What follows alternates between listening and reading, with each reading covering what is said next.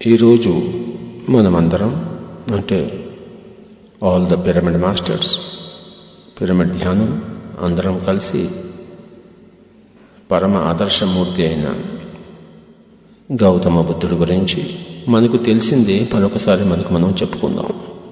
ఎక్కడైనా కొద్దిగా అందరికీ తెలియంది రావచ్చు, అందుకోసం మనం వేచి ఉందాం.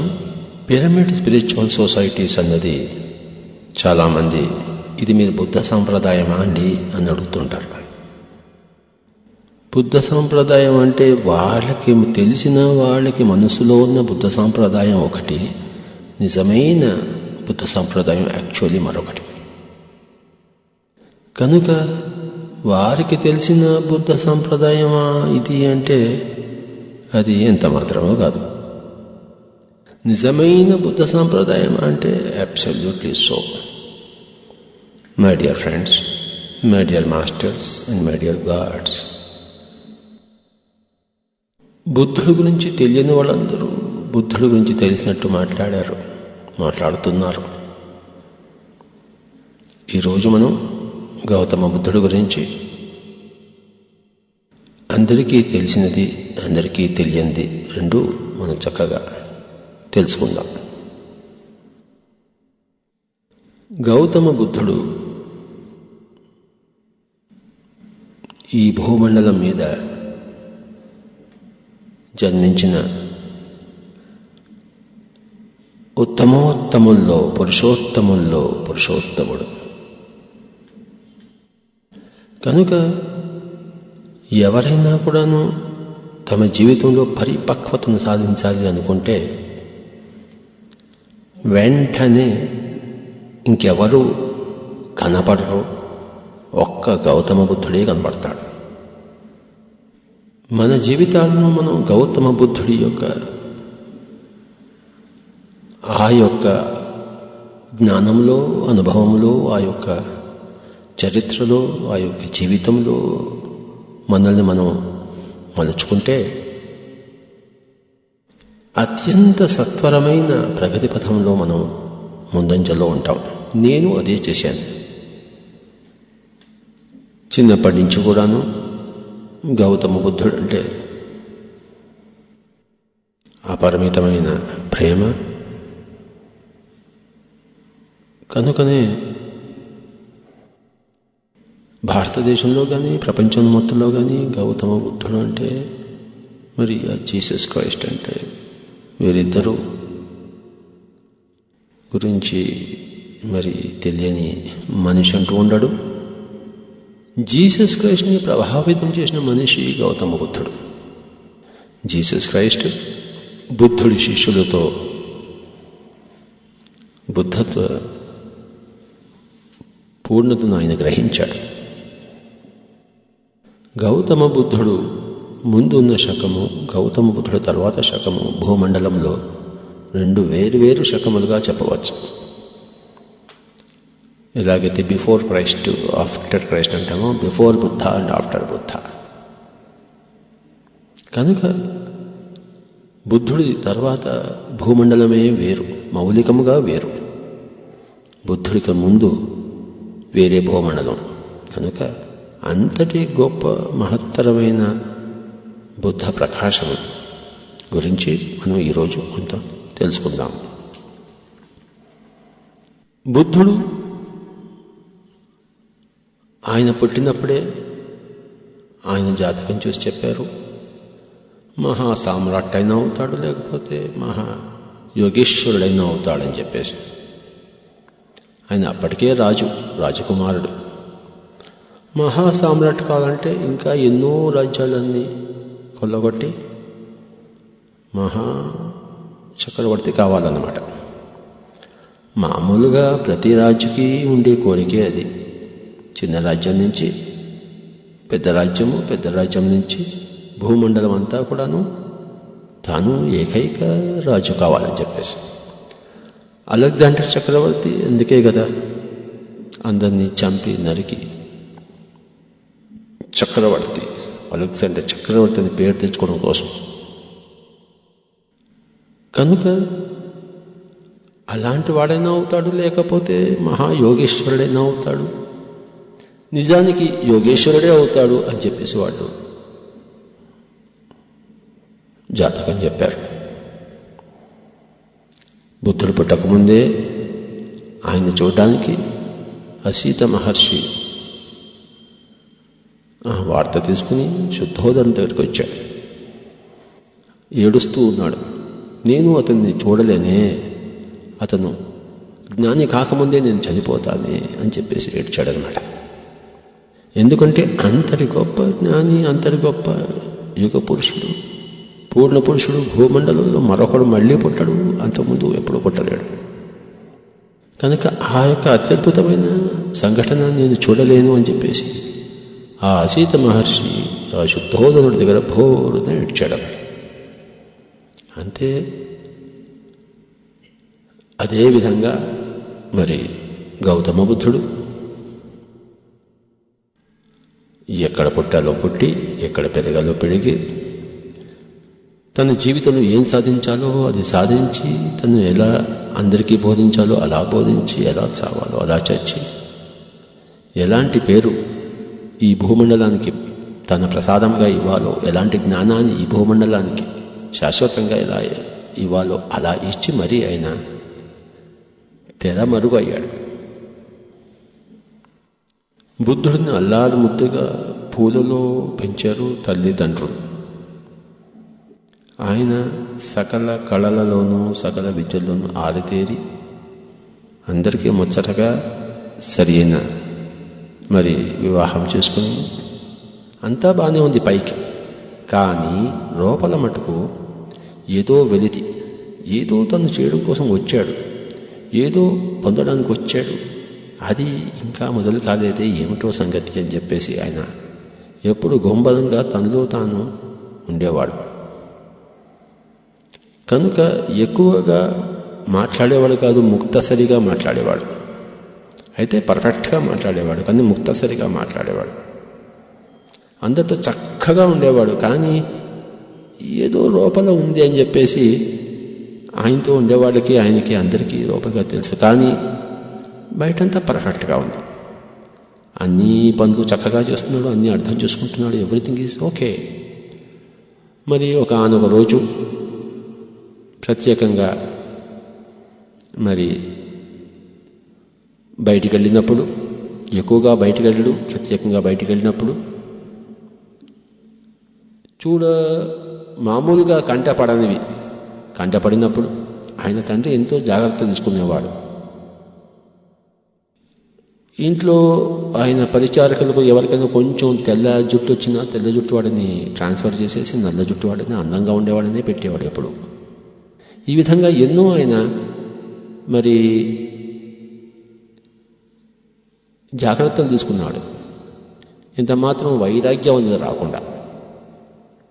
అతి సర్వత్ర వర్జేయదు కదా, ఎక్కువ శ్రద్ధ తీసుకుంటే దానికి విపరీతంగా అయ్యే తీరుతుంది. దేని గురించి మనం భయపడ్డామో అది అయ్యే తీరుతుంది. కనుకనే ఎప్పుడు కూడా ఎక్కువ చేయకూడదు. ఆయన శుద్ధోదండు తండ్రి ఎక్కువ జాగ్రత్తలు తీసుకునేసరికి సరిగ్గా ఆయన దేనికోసం భయపడ్డాడో అదే జరిగింది. ఒకానొక రోజు ఆయన బయటికి వెళ్ళి మరి చూడకూడని ముసలితనాన్ని, చూడకూడని రోగాన్ని, చూడకూడని చావుని అని చూసే తీరాడు. అడిగాడు తన రథసారథి చంద్రుడిని, ఏమిటయ్యా ఇది అంటే, స్వామీజీ అందరికీ వస్తుంది, మీకు వస్తుంది, నాకు వస్తుంది అని చెప్పాడు ఆయన. మరి అలాంటి జీవితం అదేం జీవితం అయ్యా, దీని గురించి ముక్తి మార్గం లేదా అని అడిగాడు. అప్పుడే ఒక సన్యాసి అటు నుంచి అలా వెళ్తున్నాడు. ఆ సన్యాసి చూడండి సార్, ఆయన ముక్త పురుషుడు, ఆయన వెంట ఎంతమంది ఉన్నారో, ముక్తి అంటే ఆయన దగ్గరికి వెళ్తే తెలుస్తుందేమో కానీ నా దగ్గర ఏం తెలుస్తుంది అన్నాడు ఆ చంద్రుడు. సరే ఆయన పోయి పట్టుకురా, రేపు రాత్రి పొద్దునే నేను ఆయనతో మాట్లాడాలని. ఆ చంద్రుడు పోయి ఆ సన్యాసిని మర్నాడు పొద్దున్నే పట్టుకొచ్చాడు. సన్యాసితో మాట్లాడాడు బుద్ధుడు. ఏమిటయ్యా నువ్వు సాధించింది అని చెప్పేసి, నీ మొహం చూస్తే ఆనందంగానే ఉన్నట్టు కనబడుతున్నావు, ఏం చేసావంటే, నేను ఇంకా పూర్తిగా ఆనందంగా లేను స్వామీజీ, ఆనంద మార్గంలో వెతుక్కుంటున్నాను, ఆనంద మార్గంలో పయనిస్తున్నాను, తప్పకుండా నాకు ఆనందం దొరికి తీరుతుంది, చాలామందికి దొరికింది, నాకు కూడా దొరికి తీరుతుంది అన్నాడు అన్నమాట ఆ సన్యాసి. సరే అని చెప్పేసి ఆ సన్యాసికి తెలిసిన గురువు గారుల అడ్రస్లు తీసుకుని అదే రోజు ఎర్లీ మార్నింగ్ ఆయన వెళ్ళిపోయాడు. ఆ సన్యాసి రకరకాల గురువుల పేర్లు చెప్పాడు. ఉద్దక రామభద్రుడు, అలార కలముడు, ఈ విధంగా మరి అందరి దగ్గరికి గౌతమ బుద్ధుడు వెళ్ళి వాడి దగ్గర వాళ్ళు ఏమేమి చెప్పారు, వాళ్ళ యొక్క క్రియలు, అభ్యాసాలు, ముద్రలు, ఆసనాలు, ప్రాణాయామ చర్యలు, రకరకాలు, ఇలా ముక్కు మూసుకుంటే అలా ముక్కు మూసుకోమని, ఇలా కూర్చోమంటే అలా కూర్చోమని, నెత్తి మీద ఉండి శీర్షాసనం ఏమంటే వేయమని చెప్పేసి రకరకాలుగా చేశాడు. ఉపవాసాలు చేశాడు. ఈ గురువు నుంచి దగ్గరికి ఆ గురువు దగ్గరికి, ఆ గురువు దగ్గర నుంచి ఇంకొక గురువు దగ్గరికి వెళ్ళి తన చుట్టుపక్కల ఉన్న ఎవరెవరైతే ఈ యొక్క సాధనలో ఉన్నారో, మరి గురువులుగా చలామణి అవుతున్నారో వాళ్ళందరి దగ్గరికి వెళ్ళాడు. 500 సంవత్సరాలు తిరిగి తిరిగి తిరిగి తిరిగి చివరికి ఎక్కడా కూడా సంతృప్తి పొందగా ఇక తనకు తానే అన్నీ తెలుసుకోవాలని నిశ్చయించుకుని ఘోరమైన తపస్సు చేద్దామని చెప్పేసి పూర్తిగా ఆహారాన్ని విసర్జించి తనతో పాటు ఇంకొక 5 మిత్రులతో అలా ఉండగా ఆల్మోస్ట్ అవసాన దశలో ఉన్నప్పుడు ఒక ఆవిడ, సుజాత అన్న ఆవిడ, ఈ గౌతముని చూసి నీకేమైనా పిచ్చి పట్టిందా, మొత్తం నీ భూమికలన్నీ వీపు కడుపు 2 ఏకమైపోయాయి, నువ్వు చేసే సాధన అంతా కూడా శరీరం నిలబడితేనే కదా అని చెప్పేసి పాయసం ఇస్తే ఆయన గమనించి నిజమే కదా అని చెప్పేసి ఆ యొక్క పాయసం తాగి ఆలోచించాడు. ఎవరు లేరు, తనొక్కడే ఆలోచించాడు. ఎప్పుడైతే పాయసం తాగేశాడో ఆ మిత్రులంతా ఈయన వదిలిపెట్టేశాడు. వీడు భోగ లాలసుడైపోయాడు, వీడికి పనికిరాడు, వీడి దగ్గర మనమే నేర్చుకుంటాము అని చెప్పేసి ఆ విధంగా మిత్రులందరూ వెళ్ళిపోయారు. తనొక్కడు కూర్చున్నాడు, ఆలోచించాడు. చిన్నప్పుడు తాను ఎంతోమంది అష్టమశం చూసినట్టు తను గుర్తు తీసుకున్నాడు. నిజానికి వారందరూ ఎంతో చక్కగా అందరితో కలిసి జీవించేవాడు. ఒక పక్కన ప్రాపంచికను, ఇంకో పక్కన మరి హాస్టల్ మాస్టర్తో జీవించేవాడు. చిన్నగా ఉన్నప్పుడు అవన్నీ ఇప్పుడు గుర్తుకొచ్చాయి. ప్రతి మనిషికి ఉంటాయి అవి. చిన్నప్పుడు అందరితో కలిసి ఉంటాయి. ఎందుకంటే దివ్య చక్షు తెలుసుకుంటుంది చిన్నప్పుడు శైశవ స్థితిలో. కానీ తర్వాత అందరూ మర్చిపోతారు. ఎవరైనా చిన్న పిల్లవాడు, అమ్మ నాకు మన చనిపోయిన తాతగారు కనపడ్డారు మాట్లాడంటే పిచ్చి పిచ్చిగా మాట్లాడకుండా నీకు దయ్యం పట్టిందా నీకు అది అంటారు. దాంతో వాళ్ళు నోరు మూసేస్తారన్నమాట. నిజంగానే చనిపోయిన తాతగారు వాడికి కనపడ్డాడు, వాడితో మాట్లాడాడు. కానీ ఈ యొక్క తల్లి తండ్రి ఉన్నారే మూర్ఖులు, ఆ యొక్క శిశువుని మరి దబాయించేసి ఒక భయపడిపోయి ఆ చిన్న పిల్లల యొక్క దివ్య చక్షుని బంధించేస్తారు. అదే జరుగుతుంది ప్రతి ఇంట్లోనూ. మరి ఎక్కడైతే ఇంట్లో ధ్యానులు, యోగులు ఉంటారో వాళ్ళు, ఆహా నీకు కనపడ్డారా తాతగారు, ఏం చెప్పారయ్యా, నా తరఫున కూడా నువ్వు ప్రశ్న వెయ్యి అని చెప్పేసి అలా సహకరిస్తారు, అలా ప్రోద్బలం చేస్తారు. అలా చెయ్యాలి. కానీ అలా ఎక్కడ లేదు కదా. గౌతమ బుద్ధుడి తల్లిదండ్రులు కూడాను వాళ్ళు ఏమీ యోగులు, ధ్యానులు కానే కాదు, సగటు మనుషులు.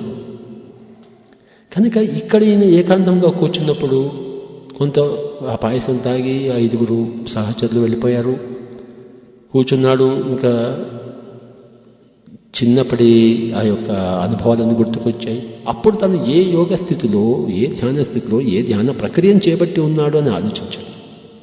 ఏ ధ్యాన ప్రక్రియ లేదు, ఏ కుంభకము లేదు, ఏ ప్రాణాయామము లేదు, ఏ శీర్షాసనము లేదు, ఏ మంత్రము లేదు కదా అప్పుడు. కనుక ఇవన్నీ కూడా తప్పని అప్పుడు తెలుసుకున్నాడు ఆయన. మళ్ళీ కళ్ళు మూసుకున్నాడు. పొద్దునే కళ్ళు మూసుకుని తన సహజంగా ఉన్న ఉచ్ఛ్వాస నిశ్వాసనే గమనించడం మొదలుపెట్టాడు. నా అంతటి నేనే తెలుసుకోవాలి, చిన్న పిల్లవాడిని అయిపోవాలి అని అనుకున్నాడు. ఎలాగైతే జీసస్ క్రైస్ట్ చెప్పాడో, unless you become like a child you cannot enter the Kingdom of God.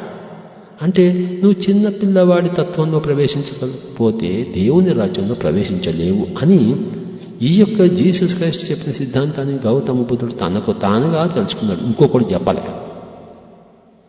బుద్ధుడు తనకు తానుగా తెలుసుకున్నది తర్వాత శిష్యులందరికీ చెప్పగా వాళ్ళు కూడా తమకు తాము తెలుసుకోగా ఆ పరంపరలో జీసస్ క్రైస్ట్ కూడా తెలుసుకుని తను ఇంకోటికి చెప్పాడే కానీ జీసస్ క్రైస్ట్ గురువుల గారి దగ్గర నేర్చుకుని చెప్పాడు. గౌతమ బుద్ధుడు తనకు తానుగా డిస్కవరీ చేశాడు. ఏమిటి? Unless you become like a child you cannot enter the Kingdom of God. ఇది యాక్చువల్లీ బుద్ధుడి డిస్కవరీ జీసస్ క్రైస్ట్ యొక్క నోటి ద్వారా ప్రపంచవ్యాప్తమైంది. కనుక గౌతమ బుద్ధుడు ఆ యొక్క సహజమైన ఆ శిశు దశలో వెళ్ళిపోయాడు. జాగ్రత్తావస్థలోనే శిశు అవస్థలో చేరిపోయాడు. ఎలాగైతే హిప్నటిక్ రిగ్రెషన్లో మనం 25 ఏళ్ళ నుంచి 20 ఏళ్ళు, మళ్ళీ 15 ఏళ్ళు, 10 ఏళ్ళు, 5 ఏళ్ళు అని చెప్పేసి ఒకనొక హిప్నటిస్ట్ అతన్ని శిశువు దశలో, శైశవ దశలో తీసుకెళ్ళినప్పుడు చిన్నప్పటివన్నీ గుర్తుకొస్తాయి అన్నమాట. ఇంకా వెనక్కి తీసుకెళ్తే గర్భంలో ఉన్న స్థితులు, ఇంకా వెనక్కి తీసుకెళ్తే గత జన్మ స్థితులు, స్మృతులు గుర్తుకొస్తాయి. అదేవిధంగా గౌతమ బుద్ధుడు చేసి ఉన్నాడు, పరిశ్రమించున్నాడు, అలసిపోయి ఉన్నాడు, మళ్ళీ చక్కగా కూర్చున్నాడు. వెంటనే ఫ్రెష్గా ఆ యొక్క పాయసం తీసుకున్నాడు. మిగతా 5 యొక్క ఆ వైబ్రేషన్స్ లేవు కనుక హాయిగా ఉన్నాడు, ఒక్కడే ఉన్నాడు, ఏకాంతంగా ఉన్నాడు, కూర్చున్నాడు, కళ్ళు మూసుకున్నాడు. పొద్దున్న నుంచి సాయంత్రం వరకు కూర్చుంటే సాయంత్రానికి ఆయనకు దివ్య చక్షు తెరుచుకుంది. రాత్రి అంటే 3 జాములు ఉంటాయి, 2.5 గంటలు అని చెప్పేసి ఒక జాము అని చెప్తారనమాట. ఈ 3 జాముల్లో ఆయనకి సంపూర్ణమైన పరిజ్ఞానం లభించింది. మొట్టమొదటి జాములోనే ఆయన దివ్య చక్షువు తెరుచుకొని తన గత జన్మలన్నీ ఒక దాని తర్వాత ఒకటి చూడటం, ఆయన యొక్క మూడవ కన్ను యొక్క స్క్రీన్ ముందర ఆయన కనపడటం మొదలుపెట్టింది. అన్నీ చూశాడు. ఒకసారి ఆడగా, ఒకసారి మగ్గగా, ఒకసారి నల్లగా, ఒకసారి తెల్లగా, ఒకసారి ఎర్రగా, రకరకాల చర్మాలతో, రకరకాల దేహాలతో, రకరకాల రూపురేఖలతో, రకరకాల లింగ భేదంతో ఆయన తనను తాను ఎన్నో జన్మలు పుట్టడం పెరగడం, మళ్ళీ చావడం, మళ్ళీ పుట్టడం, మళ్ళీ పెరగడం, మళ్ళీ చావడం చూసుకున్నాడు. అది అంతా ఒక జామ అయిపోయింది. ఒక జామ అంటే 2.5 గంటలు. రెండో జామ వచ్చేసరికి ప్రతి జన్మలోనూ ఏ కార్యక్రమం చేశాడు దాని ఫలం ఎలా ఉంది, ఆ జన్మలోనూ మరి నెక్స్ట్ జన్మలోనూ. అంటే ఏదో చెడు పని చేస్తే దాని ఫలితం ఎలా ఉండింది, మంచి పని చేస్తే దాని ఫలం ఎలా ఉండింది అని మరొక జామంతా చక్కగా దివ్యచక్షులో చూసుకున్నాడు. మూడవ జాములో మరి ఈ దుఃఖం పోవడానికి ఏం చేయాలి, అష్టాంగ మార్గం, సరి అయిన దృక్పథములు, సరి అయిన కోరికలు, సరి అయిన కర్మలు, సరి అయిన వాక్కులు, సరి అయిన జీవనోపాయము, సరి అయిన శ్రద్ధ, సరి అయిన కాన్సన్ట్రేషను, సరి అయిన ధ్యానము, ఇవన్నీ ఏ అష్టాంగ మార్గం ఉందే అదంతా చక్కగా తెలుసుకున్నాడు. మూడవ జాములో తెలుసుకుని 3 జాములు అయిపోయిన తర్వాత మళ్ళీ తెల్లవాడుతుండగా కాళ్ళు తెరిచాడు. అప్పుడు అంటే ఒక్క రాత్రిలో ఆయన సమస్త జ్ఞానాన్ని సంపాదించేశాడు. అంటే దాని వెనకాల ఒక్క రాత్రి వెనకాల 5.5 సంవత్సరాల ఈ జన్మలోని తపన, మరి గత జన్మల్లోనే ఎన్నో జన్మల కింద అరిహంత ఈ బోధిసత్వుడై ఈ జన్మలో బుద్ధత్వ పదికి మరి ఏతించిన వాడు అంతా ఉంది. కనుకనే ఒక రాత్రిలో మొత్తం అంతా తెలుసుకున్నాడు. తాను ఎన్నో జన్మల కిందటే అరిహంతునని, అంటే ధ్యానం చేసి తనను తాను తెలుసుకున్నవాడు, తనలో ఉన్న శత్రువులు అందరినీ చంపేసినవాడు, తమో గుణాన్ని చంపేసినవాడు, రజో గుణాన్ని చంపేసినవాడు, సాత్విక గుణాన్ని కూడా చంపేసినవాడు అని తెలుసుకున్నాడు. అరిహంత్ అంటే అది. తర్వాత బోధిసత్వుడు అంటే తనకు దగ్గరకు వచ్చిన వాళ్ళందరికీ కూడా బోధన చేసేవాడు. ఎన్నో జన్మల్లో పని కట్టుకుని వెళ్ళకపోయినా తన దగ్గరకు వచ్చిన వాళ్ళందరికీ జ్ఞానబోధ చేసేవాళ్ళని బోధిసత్వుడు అంటారు. కనుక ఎన్నో జన్మలో బోధిసత్వుడుగానే తాను ఉన్నారని, ఈ జన్మలో మటుకు ప్రపంచమంతా తిరిగి అందరికీ వారి ఇంటి దగ్గరికి పోయి ధ్యానాన్ని, ఈ యొక్క జ్ఞానాన్ని, ఈ యొక్క దుఃఖ నివారణ విధానాన్ని ఆయన అందరికీ చెప్పడం కోసం నేను ఈ జన్మలో పుట్టానని తన జన్మ కారణాన్ని తెలుసుకున్నాడు ఆయన. కనుక ఈ దుఃఖం యొక్క కారణము, తర్వాత దుఃఖం కారణము పోవడానికి మార్గము, ఇవన్నీ కూడాను ఆయన ఆ యొక్క 3వ జాములో తెలుసుకున్నాడు. మొట్టమొదటి జాములో ఏం తెలుసుకున్నాడు? తన అనేక శరీరాలను చూసుకున్నాడు, తన శరీరాల పరంపరను చూసుకున్నాడు. 2వ జాములో తన కర్మ పరంపరను చూసుకున్నాడు, అంటే ఏ పని చేశాడో దాని ఫలం. 3వ యొక్క జాములో తన యొక్క ఆ కార్యకారణ సంబంధాన్ని తెలుసుకున్నాడు. దుఃఖ నివారణ ఉపాయాన్ని తెలుసుకున్నాడు. ఆ తర్వాత లేచి వెంటనే ఇంత కష్టమైనది, నేనే ఎంతో కష్టపడి సంపాదించాను, ఇది ఎంతమందికి ఇంత సహనం ఉంటుంది, ఓర్పు ఉంటుంది, నేర్పు ఉంటుంది, జీవితంలో అంకిత భావం ఉంటుంది, దీనివల్ల ఎవరికి లాభం లేదు కదా, నేను ఒక్కడినే కదా అని కొంత నిస్పృహ చెందాడు. వెంటనే ఒక మాస్టర్ కనబడి, నువ్వు ఇలా నిస్పృహ చెందితేలా, నీలో ఎంతో శక్తి ఉంది, 1,00,000 మందికి చెప్పు, అందులో ఒక్కడైనా ఉండడా నీలాంటి వాడు. నిజమే, నీలాంటి వాడు ఉండడం కష్టం, కానీ 1,00,000 మందికి చెప్పు, అందులో ఒక్కడైనా ఉంటాడు కదా. నువ్వు చెప్పకపోతే ఆ 1,00,000 మందిలో ఒక్కడు కూడా మరి నీకు మరి తెలియకుండా పోతాడు కదా, వాడు మళ్ళీ సొంతంగా తెలుసుకోవడానికి ఎంత కష్టపడతాడు, కనుక నువ్వు ఇంకా బయలుదేరాలి అన్నాడు అన్నమాట. సరే, బయలుదేరాలి. ఎవరికి చెప్పాలి? మొట్టమొదటి తన గురువు గారికే చెప్పాలి. అలార కలముడు మరి ఉద్ధక రామపుత్రుడు. వెంటనే తన థర్డ్ ఐతో 3వ కన్నుతో చూశాడు, వాళ్ళకి ఎక్కడున్నారని చెప్పేసి తెలుసుకున్నాడు. వాళ్ళిద్దరూ ఆల్రెడీ శరీరాన్ని వదిలిపెట్టేస్తున్నారని చెప్పేసి. మై డియర్ ఫ్రెండ్స్, చూశారా, ఆయనకి జ్ఞానోదయం అయిన తక్షణమే జ్ఞాన ప్రచారం చేయాలని చెప్పేసి ఆయన తన తక్షణ కర్తవ్యాన్ని గుర్తించాడు. 1979లో నాకు కూడా ఇదే విధంగా ధ్యానోదయం జ్ఞానోదయం అయినప్పుడు ఒక క్షణం నాకు అనిపించింది, నాకింక ఈ ప్రపంచం అంతా ఎందుకు, నేను హిమాలయాలకు వెళ్ళిపోతా అని చెప్పేసి. ఒక్క క్షణంలో నేను హిమాలయాలకు వెళ్ళిపోయాను, మళ్ళీ తిరిగి వచ్చేసాను. హిమాలయాలో మనం ఏం చేస్తాం? తెలుసుకోవాల్సినది ఇక్కడే తెలుసుకుందాం కదా, కర్నూలులోనే, ఇంట్లోనే, ఇక్కడే అందరికీ చెప్పాలే కానీ హిమాలయాలకు పోయి ఏం చేస్తామని చెప్పేసి ఒక్క క్షణం నన్ను ఆ వైరాగ్యం ఆవహించింది. ఆ ఒక్క క్షణంలోనే మళ్ళీ వివేకం ఉదయించింది. ఒక్క క్షణంలోనే నా సన్యాసి జీవితం అయిపోయింది. హిమాలయాలకు వెళ్ళడం అయిపోయింది, మళ్ళీ తిరిగి రావడం అయిపోయింది. అప్పటి నుంచి ఇంట్లోనే కూర్చొని ఆఫీస్లోనే ఉంటూ ఎక్కడెక్కడ నేను పనిచేస్తున్నాను అందరికీ ధ్యాన విద్యను నేర్పించడం, మరి ఈ యొక్క ఆత్మజ్ఞాన విధానాన్ని, దుఃఖ నివారణ ఉపాయాన్ని అప్పటి నుంచి 1979 నుంచి చెప్పడం మొదలుపెట్టాను. ఎక్కడ ఉన్నాను అక్కడే. మరి గౌతమ బుద్ధుడు కూడాను వెంటనే ఎక్కడ ఉన్నాడో అక్కడే, అక్కంచే మొదలుపెట్టాడు ఎవరికి చెప్పాలని చెప్పేసి. My dear friends, my dear masters and my dear God's, all pyramid masters అందరికీ కూడాను అత్యద్భుతమైన విశేషమైన ఆదర్శమూర్తి గౌతమ బుద్ధుడు. ఆయన జీవిత చరిత్రతోనే మన అందరి జీవిత చరిత్ర ముడిపడి ఉన్నాయని చెప్పేసి గ్రహించాం.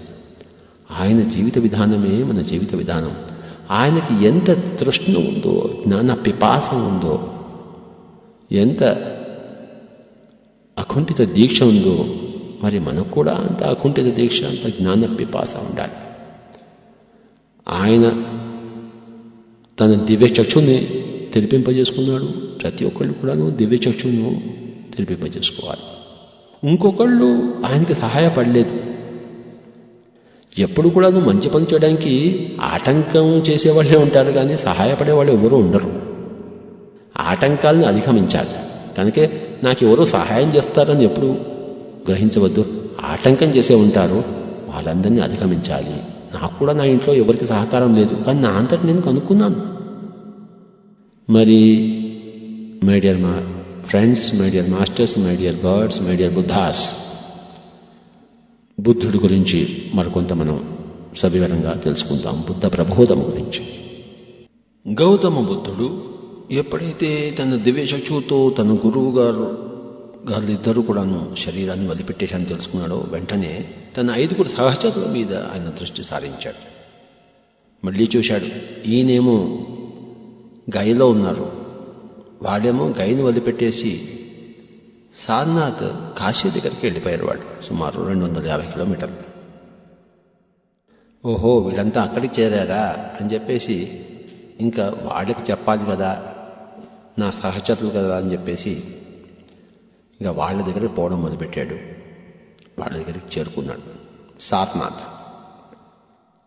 ఆ 5 శిష్యులు ఇంకా ఏవో మంత్రాలు చదువుకుంటూ, ఏదో ఉపాసన చేసుకుంటూ, ఇంకా కఠోరమైన ప్రాణాయామ చర్యలను చేసుకుంటూ ఉన్నారు. ఇంతలో దూరం నుంచి ఒక పరిచితమైన వ్యక్తి వస్తున్నట్టు వాడికి అనిపించింది. దగ్గరికి వస్తుంటే, ఓహో వీడు మనవాడు కదా అన్న ఆనందము, కొంచెం జుగుప్స, కొంచెం వీడేంటి మళ్ళీ మన దగ్గరికి వచ్చాడేంటి, వీడేం మను కూడా స్పాయిల్ చేస్తాడా ఏమిటి అని చెప్పేసి కొంచెం రకరకాల ఆందోళనతో వాళ్ళు దగ్గరకు వస్తున్న కొద్దీ కొంచెం తిరస్కార భావంతో కూడాను అందరూ అలా ఉన్నారన్నమాట. కానీ ఆయన దగ్గరకు వస్తున్న కొద్దీ ఏదో పరవశులైపోతున్నారు, ఏదో తెలియని స్థితి ఆవాహిస్తోంది. చివరికి దగ్గరికి వచ్చేసరికి, ఏమయ్యా గౌతమ అని అడిగాడు. అంటే ఆయన చెప్పాడు, నన్ను గౌతమ అని పిలవద్దు, బుద్ధ అని పిలవండి అని మొట్టమొదటి వర్డ్ ప్రవచనము వాక్క్షేత్రాన్ని సరిచేశాడు ఆయన. గౌతమ బుద్ధుడంటే వాక్క్షేత్రమును సరిచేయడం అని తెలుసుకుందాం. ఎందుకంటే మొట్టమొదటిగా ఆయన నోట్లోంచి వచ్చిన ప్రవచనము వాక్క్షేత్రాన్ని సరిచేసుకోవాలి అని చెప్పేసి. ఆయన సహచరులు, ఏం మిత్రమా గౌతమ అన్నప్పుడు, నేను మీ మిత్రుడిని కాదు, నా పేరు గౌతముడు కాదు, నేను బుద్ధుడిని, ఇంకా నుంచి నన్ను బుద్ధుడు అని పిలవండి, బుద్ధ అని పిలవండి. ఆయన మొట్టమొదటిసారి తన సహచరులను ఆయన హెచ్చరించాడు. హెచ్చరికతోనే ఆయన యొక్క ప్రబోధము, ఈ యొక్క జ్ఞాన ప్రచారము మొదలైంది వాక్క్షేత్రముతో. కనుకనే పిరమిడ్ స్పిరిచువల్ సొసైటీ మాస్టర్లందరికీ ఈ వాక్క్షేత్రము అన్న ఈ యొక్క సబ్జెక్టు వెరీ వెరీ ఇంపార్టెంట్. నోట్లోంచి ఏ మాట వచ్చినా సరిగ్గా మాట్లాడాలి, లేకపోతే నోరు మూసుకుని కూర్చోవాలి. సరిగ్గా నోరు విప్పకపోతే నోరు సరి చేయబడుతుంది. ఇది బుద్ధ సాంప్రదాయం. బుద్ధుడు ప్రప్రథమంగా తన సహచరుల యొక్క ఆ సంబోధాన్ని ఆయన కరెక్ట్ చేశాడు. గౌతమాన్ని పిలవవద్దు, బుద్ధ అని పిలవండి అని చెప్పేసి. వెంటనే కూర్చున్నాడు. ఒక్క క్షణం కూడా లేట్ చేయకుండా, నేను ఏది సాధించానో మీకు చెప్తాను, కూర్చోండి అని చెప్పేసి వెంటనే వాళ్ళ చేతులు కట్టించి బ్రేడ్లలో బ్రేడ్లు పెట్టించి కళ్ళు రెండు మూయించి శ్వాస మీద ధ్యాస అనాపానసతి నేర్పించాడు. మై డియర్ ఫ్రెండ్స్, గౌతమ బుద్ధుడు కనుక్కున్నది శ్వాస మీద ధ్యాస, అనాపానసతి. ఆన అంటే ఉచ్ఛ్వాస, అపాన అంటే నిశ్వాస, సతి అంటే కూడుకుని ఉండడము. అంటే తన చిన్నప్పుడు అందరూ కూడాను శ్వాస, సహజమైన శ్వాసతో ఉన్నారు, కానీ ఆ శ్వాస మీద ధ్యాస పెట్టలేదు ఏ చిన్నప్పుడు కూడా. సహజమైన శ్వాస మీద కొంచెం మన ధ్యాస పెట్టేసరికి ఆ మూడవ కన్ను విపారి ఉంటుంది, మళ్ళీ పోగొట్టుకున్న మూడవ కన్ను రాబట్టుకుంటాం. Childhood is paradise. Adulthood is paradise lost. In the adulthood, we should regain the paradise. That is done through శ్వాస మీద ధ్యాస. చిన్నప్పుడు మనం స్వర్గంలో ఉంటాం, కానీ పెద్దగా అవుతున్న కొద్దీ ఆ స్వర్గాన్ని పోగొట్టుకుంటాం మనం. స్వర్గం అంటే మూడవ కన్ను. మన అమాయకత్వం, మన నిశ్చలత్వం, మన దివ్యచక్షు, అదే మన స్వర్గం. శైశవ దశలో, బాల్య దశలో ఉంటాయి, కానీ ఈ యొక్క సమాజంలో, కృత్రిమ సమాజంలో, ఈ యొక్క భయంకరమైన సమాజంలో, మరి కేవలం శరీరమే నేను అనుకునే ఈ యొక్క సమాజంలో ఆ యొక్క అమాయకత్వం, ఆ యొక్క దివ్యచక్షు, ఆ యొక్క సున్నితత్వం పోగొట్టుకుని ఆ స్వర్గం మనం పోగొట్టుకునే వాడుకుందాం అవుతాం. The Paradise is last. దాన్ని మళ్ళీ తిరిగి రాబట్టుకోవాలంటే మళ్ళీ అలాంటి శైశవ స్థితిలోనే, అమాయక స్థితిలోనే, ఆ యొక్క సున్నితత్వ స్థితిలోనే, ఆ యొక్క నిశ్చల స్థితిలోనే, ఆ యొక్క దివ్యచక్షులను మనం సంపాదించుకోవాలి. Paradise regained my dear friends. మరి ఆ గౌతమ బుద్ధుడు తన 5 సహచరులతో వెంటనే వాడికి ధ్యానంలో కూర్చోబెట్టాడు. కళ్ళు రెండు మూయించాడు, శ్వాస మీద ధ్యాస చేయించాడు. 2 గంటల సేపు చేయించాడు. వాళ్ళు కూర్చునిపోయారు. ఆ 2 గంటల తర్వాత వాళ్ళు కళ్ళు తెరిచారు. అపారమైన అనుభవాలు వాళ్లకు కలిగాయి. వాళ్ళ దివ్యశిక్షలో వాళ్ళు కూడా ఎన్నో జన్మ పరంపరలు చూసుకున్నారు. ఆ 5 కూడాను బుద్ధుడికి అంకితమైపోయారు. ఒక్కడు కాస్త 6 అయ్యారు. 1 + 5 = 6. సాధనాల్లో 6 అయ్యారు. మరి ఆ 6 మళ్ళీ ధ్యాన ప్రచారం, ఈ యొక్క ఆత్మ అనే పదార్థాన్ని వాళ్ళు వదిలిపెట్టేశారు. ఆత్మ గురించి తర్కమే వదిలిపెట్టేశారు. ఆత్మ అనే పదం గురించి మాట్లాడమే మానేశారు. దేవుడు అనే పదము, ఆత్మ అనే పదము, కర్మ సిద్ధాంతం, పునర్జన్మ సిద్ధాంతం, వాటి గురించి వ్రాకొచ్చాడు. కానీ పరలోకాలు ఉన్నాయా లేదా అని చెప్పేసి పబ్లిక్గా ఎప్పుడు మాట్లాడలేదు. ప్రైవేట్గా అన్నీ మాట్లాడాడు. పబ్లిక్ వేరే మాట, ప్రైవేట్గా వేరే మాట.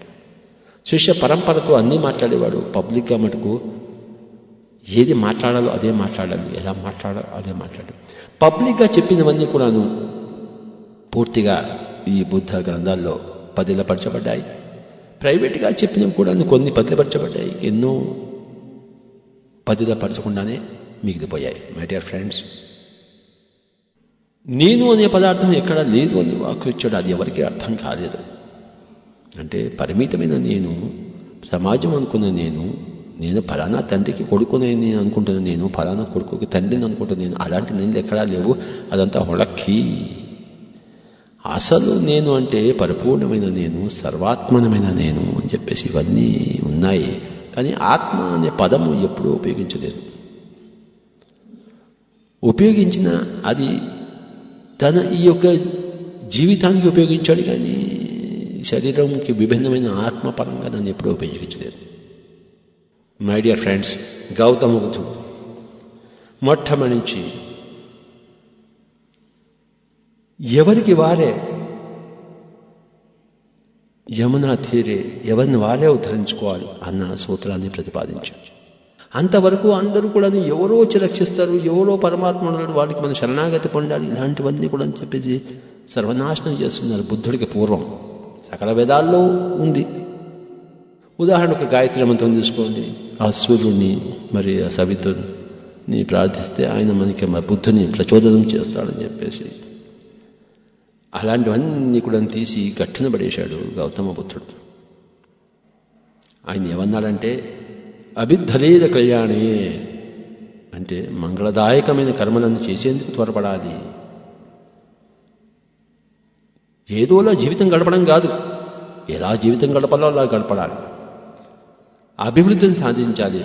మరి జీవితంలో అభివృద్ధిని, ధనాభివృద్ధిని కాదు, మంగళదాయకమైన కర్మలను చేసేందుకు త్వరపడాలి. అభిద్ధరేద కళ్యాణే. నిర్వాణమే పరమసుఖం అన్నాడు ఆయన.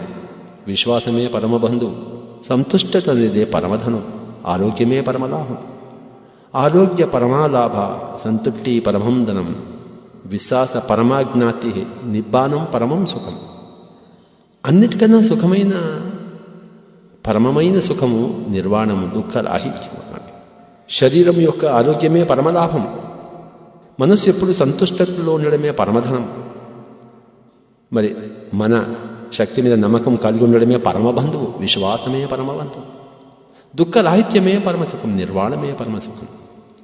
ఆరోగ్య పరమాలాభ, సంతుష్టి పరమం ధనం, విశ్వాస పరమాజ్ఞాతి, నిబ్బానం పరమం సుఖం. అప్రమత్తుడై ధ్యానించేవాడు విపులమైన సుఖాన్ని పొందుతాడు అని చెప్పాడు. ధ్యానం ఆయన యొక్క విశిష్టమైన మరి ఆయన యొక్క ఆయుధం. అందరికీ ధ్యానంలో కూర్చోబెట్టేవాడు. తర్వాతే ప్రవచనం. ధ్యానం లేకుండా ప్రవచనం ఎప్పుడూ లేదు. ధ్యానం లేకుండా మాట్లాడడం ఎప్పుడూ లేదు. ధ్యానం చెయ్యి, తర్వాత మాట్లాడు. ధ్యానం చెయ్యి, తర్వాత ప్రవచనం. అప్పమత్తో హి ఝాయంతో పశ్యోతి విపులం సుఖం.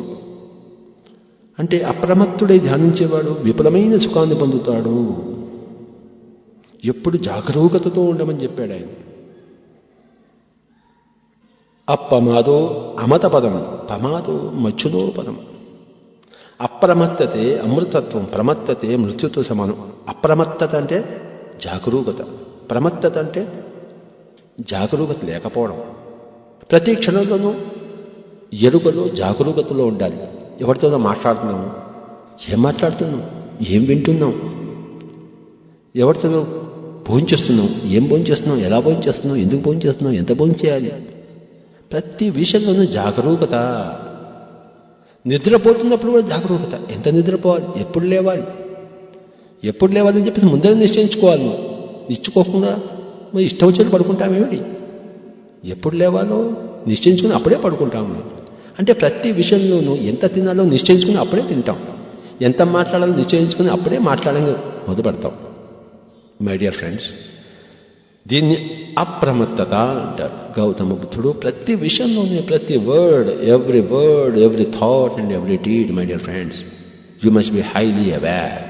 Not a word should be stupid, not a thought should be stupid, not a deed should be stupid. కనుక పిరమిడ్ మాస్టర్లందరికీ ఈ యొక్క అప్రమత్తత అనేది very very important thing. Gautama బుద్ధుడు ప్రతి మనిషిని తనను తానే నడిపించుకోమని చెప్పాడు, తనను తానే పరీక్షించుకోమని చెప్పాడు. ఓ శ్రమణుడా, నిన్ను నీవే నడిపించుకో, నిన్ను నీవే పరీక్షించుకో. అత్తనా చోదయత్తానం పటిమాసే అత్తమత్తన. నిన్ను ఎవరు నడిపిస్తారు? ఏ శక్తి ఉంది నిన్ను నడిపించడానికి? నిన్ను నువ్వే నడిపించుకోవాలి. నీ బయట ఏ శక్తి లేదు నిన్ను నడిపించే శక్తి. నిన్ను నువ్వే పరీక్షించుకోవాలి. నిన్ను పరీక్ష చేసే ఇంకొకడు ఎవరు లేడు. ఎవరికి ఇంట్రెస్ట్ ఉంది నీ మీద? ఎవరికి పట్టింది నీ గురించి? నీ గురించి నువ్వే పట్టించుకోవాలి. నిన్ను నువ్వే నడిపించుకోవాలి. అత్తన చోదయత్తానం పటిమాసే అత్తమత్తన అంటే నిన్ను నువ్వే నడిపించుకో, నిన్ను నువ్వే పరీక్షించుకో. Analyse yourself, lead yourself. Lead kindly light అని చెప్పేసి ఏదో బయట ఉన్న లైట్ని మనం కోరుకుంటే అది ప్రార్థనా తత్వము, అది అబుద్ధత్వం. ఎవడు నిన్ను లీడ్ చేసేవాడు ఎవడు లేడు. నిన్ను నువ్వే పరీక్షించుకోవాలి. అత్తాహి అతనో నాదో, అత్తాహి అతనో గతి అంటే ఆత్మకి ఆత్మే ప్రభు, ఆత్మకి ఆత్మే గతి. ఎవరికి వారే ప్రభు, ఎవరికి వారే గతి. అల్లా మాలిక్ అంటాం. ఎవరో అల్లా ఎవరో మాలిక్ అంట. ఎవరా అల్లా ఎవరా మాలిక్? ఎవరు నీ మాలిక్ కాదు. ఎవరు ఇంకోటి ఎక్కడ అల్లాని ఎక్కడ లేదు. కనుక మై డియర్ ఫ్రెండ్స్, నేను నడిపించేవాడు ఎవడు లేడు. ఆత్మకు ఆత్మే ప్రభు, ఆత్మకు ఆత్మే గతి. అత్తాహి అతనో నాథో, అత్తాహి అతనో గతి. ఇది అనుక్షణం ఎరుకలో ఉండడమే బుద్ధత్వము. దాన్ని మనం అభ్యాసం చేయాలి. సంగీతంలో శృతిలో ఉండడం ఎలా అభ్యాసం చేస్తాము, లయలో ఉండడం ఎలా అభ్యాసం చేస్తాము. అభ్యాసం చేయకపోతే ఆ శృతి లయ అని మనకి ఎలా తెలియకుండా ఉంటాయో, బుద్ధత్వం అంటే కూడాను ఎప్పటికప్పుడు నన్ను నేనే రక్షించుకోవాలి, నన్ను నేనే పరీక్షించుకోవాలి, నన్ను నేనే నడిపించుకోవాలి అన్న ఆ యొక్క జాగరూకత, అప్రమత్తతలో ఉండడమే బుద్ధత్వము. అభ్యాసంతో ఏమో వస్తాయి. సంగీతజ్ఞులతో తిరిగితే సంగీతం వస్తుంది, క్రికెటర్స్తో తిరిగితే క్రికెట్ వస్తుంది, మన బుద్ధుళ్లతో తిరిగితే బుద్ధత్వము వస్తుంది, సహజంగానే వస్తుంది అందులో. అయితే అలా తిరగాలన్నమాట. గౌతమ బుద్ధుడితో ఎంతో మంది ఆయన దగ్గర చేరి అదొక పెద్ద సంఘముగా తయారైంది, బుద్ధ సంఘం. బుద్ధం శరణం గచ్చామి, సంఘం శరణం గచ్చామి, ధర్మం శరణం గచ్చామి అంటే ఆ యొక్క గౌతమ బుద్ధుడు శరణు కోరి నేను వెళ్తున్నాను. ఆ గౌతమ బుద్ధుడు చుట్టూ ఉన్న ఆ అత్యద్భుతమైన ఆ సంఘం ఉంది, ఆయన శిష్య పరిగణం ఉంది, వారి యొక్క అందరి శరణు కోరి నేను వెళ్తున్నాను. బుద్ధుడు ప్రబోధం చేసిన ప్రవచనం ఉందే, బుద్ధుడు మరి అందరికీ నేర్పించిన ఆ యొక్క విద్య ఉందే, ఆ ధర్మం ఉందే, ఆ యొక్క శాస్త్రం ఉందే, ఆ శాస్త్రం యొక్క శరణు కోరి నేను వెళ్తున్నాను అని 3 శరణులు తీసుకునేవారు. బుద్ధం శరణం గచ్చామి, సంఘం శరణం గచ్చామి, ధర్మం శరణం గచ్చామి.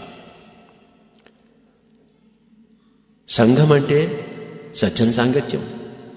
బుద్ధుడి దగ్గర ఉండే వాళ్ళందరి దగ్గర మనం నేర్చుకోవాలి, ఒక్క బుద్ధుడి దగ్గరే కాదు. కనుక సంఘం శరణం గచ్చామి.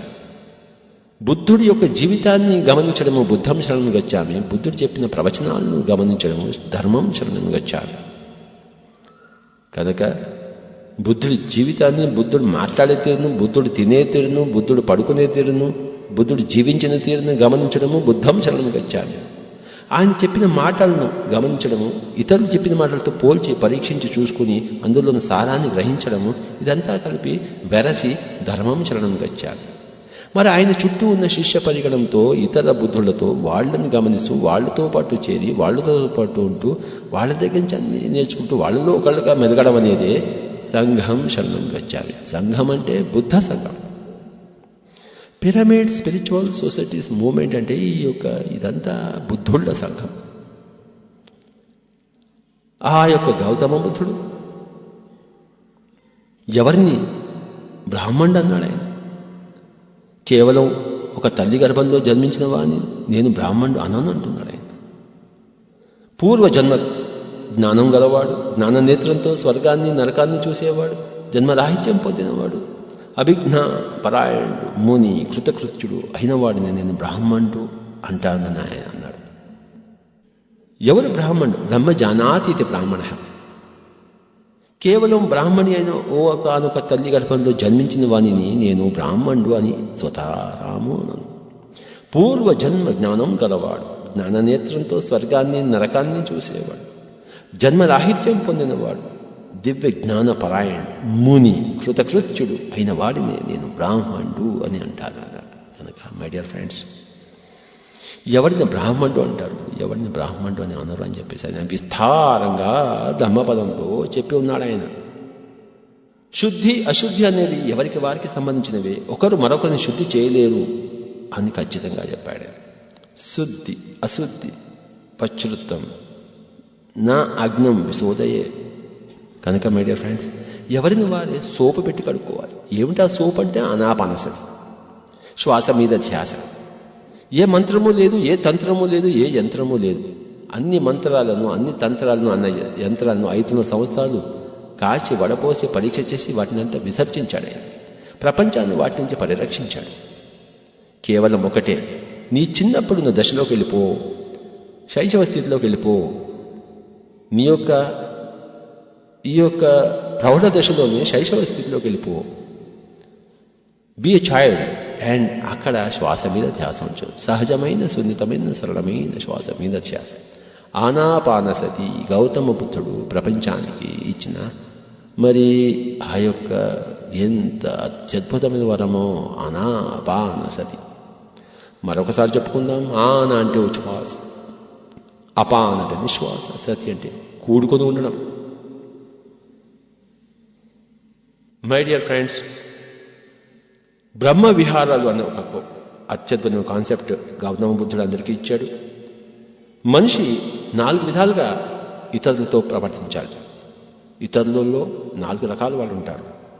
ఒక్కొక్కళ్ళ వారితో ఒక్కొక్క విధంగా ఉండాలి. మైత్రి, కరుణ, ముదితము, ఉపేక్ష అని చెప్పేసి.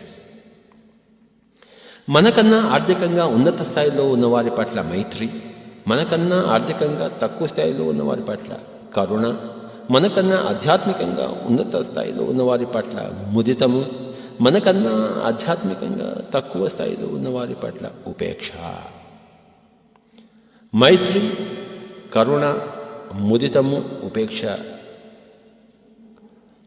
అన్నవే బ్రహ్మ విహారాలు అని చెప్పేసి ఒక బ్రహ్మజ్ఞాని అంటే ఒక బుద్ధుడు సమాజంలో చరించే పద్ధతులు తెలిపే సూత్రాలు. ఏ లోకంలో అయినా ఏ కాలంలో అయినా బుద్ధుడు అంటే ఆత్మజ్ఞానం ఒకే విధంగా ఆచరిస్తారు. వారి శాస్త్రీయ వ్యవహార పద్ధతులే బ్రహ్మ విహారాలు. మనకన్నా ఎంతో చక్కగా ఎన్నో ఇళ్ళు, బిల్డింగ్లు, కార్లు ఉన్న వారి పట్ల మైత్రీ భావం, మనకన్నా ఆర్థికంగా తక్కువగా ఉన్న వారి పట్ల కరుణ, మనకన్నా ఆధ్యాత్మికంగా ఇంకోటికి బాగా ఎక్కువ అనుభవాలు వచ్చాయనుకోండి, దివ్య చచ్చు బాగా తెలుసుకుందనుకోండి, వారి పట్ల మనకు హ్యాపీనెస్, ముదితం ఉండాలి. కానీ మరి హింసా పద్ధతుల్లో జీవించే వారి పట్ల అంటే ఆధ్యాత్మికంగా నీచంగా నికృష్టంగా ఉండే వారి పట్ల ద్వేషం ఉండరాదు, ఉపేక్ష, వారితో కలిసి ఉండరాదు.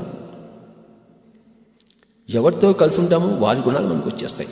కనుక ఎవరితో కలిసి ఉండాలి, ఎవరితో కలిసి ఉండకూడదు, వారి పట్ల ఉపేక్ష, దూరంగా ఉంచవలే.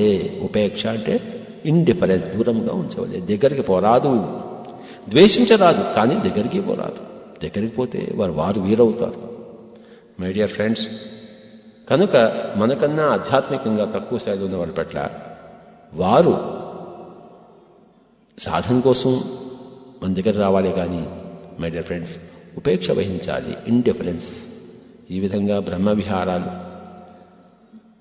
ఎప్పుడైతే మనం కొంచెం ఉపేక్ష, ఇదే హిందూ ధర్మంలో అంటరాంతనంగా మరి అయిపోయింది. యాక్చువల్లీ అంటరాంతనం అంటే వాడిని దూరంగా ఉంచడం అంటే వాడిని ఏదో ఫిజికల్గా దూరంగా ఉంచడం, నన్ను ముట్టుకోకు అని చెప్పడం కాదు.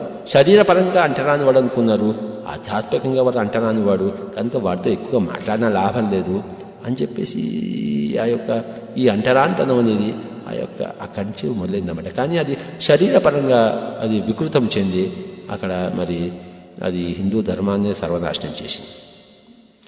ఫిజికల్గా ఎవరితో అయినా టచ్ చేయకూడదు, కానీ ఆధ్యాత్మికంగా కొంతమంది వాడు ఇంకా అనుభవాలు రాకపోతే వాడిని మనం ముట్టుకోలేము. జ్ఞానపరంగా, ఆత్మజ్ఞానపరంగా వాడు అనుభవాలు పొందాల్సిందే, మరి కాస్త మెచ్యూర్ అవ్వాల్సిందే, అప్పుడే వాడు ఈ స్థితికి వస్తాడు. కనుక అలాంటి వారి పట్ల కొంచెం ఉపేక్ష వహించాలి అని చెప్పాడు గౌతమ బుద్ధుడు.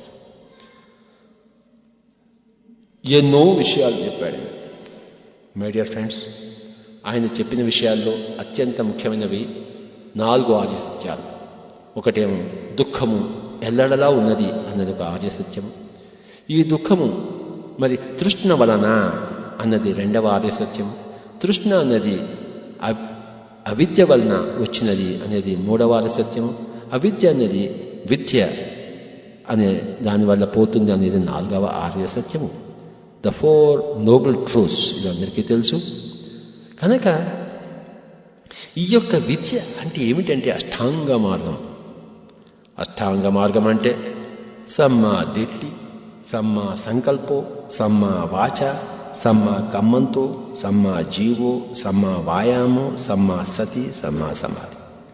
సమ్మా దిట్టి అంటే సరి అయిన దృక్పథాలు, సమ్మా సంకల్పో అంటే సరి అయిన సంకల్పాలు, సమ్మా వాచ అంటే సరి అయిన వాక్కు, సమ్మా కమ్మంతో అంటే సరి అయిన కర్మ, సమ్మా జీవో అంటే సరి అయిన జీవనోపాయం, సమ్మా వాయాము సరి అయిన శ్రద్ధ, సమ్మా సతి అంటే సరి అయిన ఏకాగ్రత, సమ్మా సమాధి అంటే సరి అయిన ధ్యానం.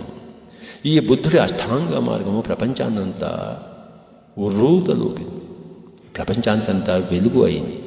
మై డియర్ ఫ్రెండ్స్, ఈ అష్టాంగ మార్గం గురించి మరొకసారి విపులంగా చెప్పుకుందాం. గౌతమ బుద్ధుడి దగ్గర కొన్ని విశేషాలు ఉన్నాయి. అది కొంతమందికి తెలియదు, చాలామందికి తెలియదు. ఆయన చక్కగా ఫ్లూటు వాయించేవాడే. కనుక ఆయన ఎంతో అత్యద్భుతమైన ఫ్లూటు వాయించేవాడు. కనుక ఎప్పుడు కూడా ఆయన ఫ్లూటు వాయిస్తుంటే అందరూ ఆయన దగ్గర చుట్టూ చేరి ధ్యానం చేసేవారు. ఈ ఒక్క పాయింట్ మరి నాకు పర్సనల్గా తెలుసు కనుక నేను చెప్పాను ఇది. మై డియర్ ఫ్రెండ్స్, గౌతమ బుద్ధుడు ఎప్పుడు కూడాను ఈ యొక్క సీరియస్ ఫేస్ పెట్టుకుని ఎప్పుడూ లేడు. చైనాలో లాఫింగ్ బుద్ధ అని ఒకటి ఉంది. అక్కడికి వెళ్తే ఒక పెద్ద బొర్ర వేసుకుని, ఇంత పెద్ద బొజ్జ వేసుకుని, పొట్ట వేసుకుని ఎప్పుడు పక్కపక్క నవ్వుతూ ఉంటాడు. బుద్ధుడు యొక్క చరమ దిశ లాఫింగే కానీ సీరియస్గా ఉండడం ఎప్పుడూ కాదు. కానీ అదేమిటో ఈ యొక్క భారతదేశంలో ఒక సీరియస్ బుద్ధ వచ్చేసింది అలా. ఎందుకంటే మనకి సాధారణ మానవుడు తనకు నచ్చిన విషయాలన్నీ శాస్త్రం నుంచి తీసేస్తుంటాడు, చరిత్ర నుంచి తీసేస్తుంటాడు. తనకు నచ్చిన విధంగా శాస్త్రాన్ని మరి చరిత్రను రాసుకుంటాడు. కనుక మై డియర్ ఫ్రెండ్స్, గౌతమ బుద్ధుడు చక్కగా ఎప్పుడు నవ్వుకుంటూ ఉండేవాడు, సంగీతం పాడుకుంటూ ఉండేవాడు, ఫ్లూట్ వాయిస్తూ ఉండేవాడు. కనుక మై డియర్ ఫ్రెండ్స్, గౌతమ బుద్ధుడు ఆ రోజులో ఏం చెప్పాడంటే, నేను మళ్ళీ 2500 సంవత్సరాల తర్వాత వస్తానని చెప్పాడు. ఆయన మైత్రేయ బుద్ధుడుగా అందరితోనూ మైత్రి ఉండే విధంగా, ఎవరితోనూ ఉపేక్ష లేకుండా, అక్కడ నేను ఉపేక్ష అని చెప్పాను కానీ అందరితోనూ మైత్రి ఉండే విధంగా మళ్ళీ 2500 సంవత్సరాలు నేను వస్తున్నాను కదా అని చెప్పి. పిరమిడ్ స్పిరిచువల్ సొసైటీ మాస్టర్స్ అందరూ కూడాను అక్కడ బుద్ధుడితో ఉన్నవాళ్లే ఇక్కడ అందరి మరి పిరమిడ్ స్పిరిచువల్ సొసైటీ మాస్టర్గా అవతరించారు 2500 సంవత్సరాల తర్వాత. ఆ బుద్ధ సంఘమే ఈరోజు నేటి పిరమిడ్ స్పిరిచువల్ సొసైటీస్. గౌతమ బుద్ధుడు మళ్ళీ ఓషో రజనీష్ శరీరంలో ఓషోగా ఉన్నప్పుడు రజనీష్ తన పేరు మార్చుకుని ఓషో పెట్టినప్పుడు అక్కడంతా ఉన్నది రజనీష్ కాదు, గౌతమ బుద్ధుడే. ఆయనే ఆ మైత్రేయ బుద్ధుడుగా రజనీష్ యొక్క శరీరంలో అవతరించి ఆ తర్వాత వెళ్ళిపోయాడు. ఎక్కడైతే రజనీష్ ముగించాడో అంటే ఓషో యొక్క పరంపరే పిరమిడ్ స్పిరిచువల్ సొసైటీ మూవ్మెంట్. రజనీష్గా చేయనివి ఓషో మరి అక్కడ మొదలుపెట్టాడు. పిరమిడ్స్ని మొదలుపెట్టింది ఓషోనే, అంటే గౌతమ బుద్ధుడు. రజనీష్ తన శరీరాన్ని మొదలుపెట్టేసి మరి థియోసాఫికల్ సొసైటీ వారు జిట్టు కృష్ణమూర్తి గారి శరీరాన్ని ప్రిపేర్ చేశారు, కానీ ఆయన ఒప్పుకోలేదు. అక్కడ ఫెయిల్ అయిపోయిన ఆ యొక్క ఎక్స్పెరిమెంట్ మళ్ళీ రజనీష్ మరి ఎంతో గొప్ప మహాత్ముడు కనుక ఆయన ఒకనొక గత జన్మలో బుద్ధుడి సహచరుడు మరి మహాకాశ్యపుడు కనుక మరి ఆ యొక్క రజనీష్ శరీరాన్ని ఇచ్చేసినప్పుడు ఆఖరి 4 సంవత్సరాలు గౌతమ బుద్ధుడు ప్రవేశించే మైత్రేయ బుద్ధుడిగా వెలుగొందాడు. ఆ యొక్క మైత్రేయ బుద్ధ పరంపరే pyramid spiritual society movement. My dear friends, all pyramid masters are grand Buddhist masters. ఆ యొక్క బుద్ధుడి దగ్గర సుశిక్షితులైన గొప్ప మాస్టర్లు. మరి కనుకనే పిరమిడ్ స్పిరిచువల్ సొసైటీ మూవ్మెంట్ ఇంత అత్యద్భుతంగా విరాజులుతోంది. భూమండలం అంతా ఆక్రమించేసుకుంటుంది. భూమండలంలో బుద్ధుడు కానివాడు ఎవ్వడూ ఉండడు, బ్రాహ్మణుడు కానివాడు ఎవ్వడూ ఉండడు, బ్రహ్మజ్ఞానము పొందనివాడు ఎవ్వడూ ఉండడు. My dear friends, thank you very much. Shivaprasad గారు, మీ ద్వారా ఈరోజు ఈ యొక్క గౌతమ బుద్ధుడి గురించి మనం కాస్త తెలుసుకున్నాం. Thank you.